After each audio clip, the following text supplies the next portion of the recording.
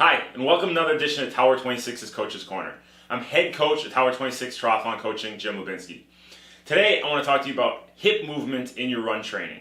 Hip movement's vital because it's going to allow you to engage the correct muscles, moving you faster with more power every single stride, getting you to the finish line quicker. But it's also vital because it's going to allow you to remain injury-free, which is going to keep you consistent in your run training and bring you gains quicker and quicker because of that consistency. A lot of us, because of our sedentary lifestyle, when we're sitting at the computer all day, our hips are in that sunken back position, which keeps our hip flexors short, our psoas short, IT bands tight, turns off our glutes.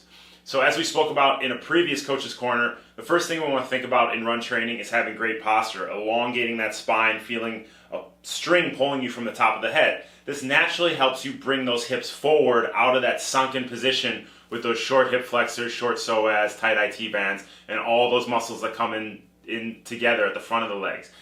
In doing that and extending those muscles, it's going to help you engage the glutes. Now, as we think about how that hip is moving every single running stride, that's going to also subconsciously engage those glutes and lengthen those hip flexors. This is where triathletes and runners get a ton of injuries because of these overactive small muscles in the front. We want to turn those muscles off, relax those muscles, and engage the glute muscles.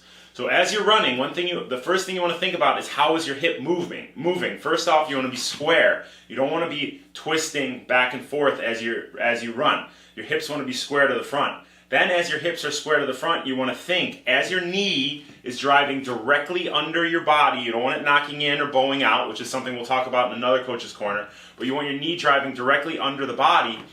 That hip is forward, moving forward and up, driving the knee forward. And then as the foot comes down and drives off the ground, the hip is pressing down and back. So your mantra as you're running is forward and up, down and back, forward and up, down and back. That's going to allow that hip to move in the way it should be moving as you're square to the front of where you are running to. So your mantra, forward and up, down and back. Forward and up, down and back. And what I do and what I have my athletes do on our weekly coached audio sessions via SoundCloud or Spotify is I have them count left hip, forward and up, down and back for 50 strides. So every time that left hip moves, they're counting and they're saying to themselves, forward and up, down and back, forward and up, down and back. So here's an example. As you see, my knee comes directly under the body as this hip goes forward and up, down and back, forward and up, down and back. And that's going to allow you to subconsciously engage the glute, lengthen the hip flexor, and drive that knee directly under the body. So use that mantra, forward and up, down and back, forward and up, down and back, switch between the left and the right hips.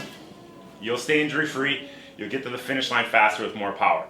Remember guys, join us training.tower26.com for all of this info plus more. We have 2 coached rides per week, 1 audio run per week that you follow along with the Tower 26 leading you through every single detail, both technically, nutritionally, pace-wise, and everything under the sun. So join us training.tower26.com. I'll see you on the next time on the next Coach's Corner. Thanks guys. Bye.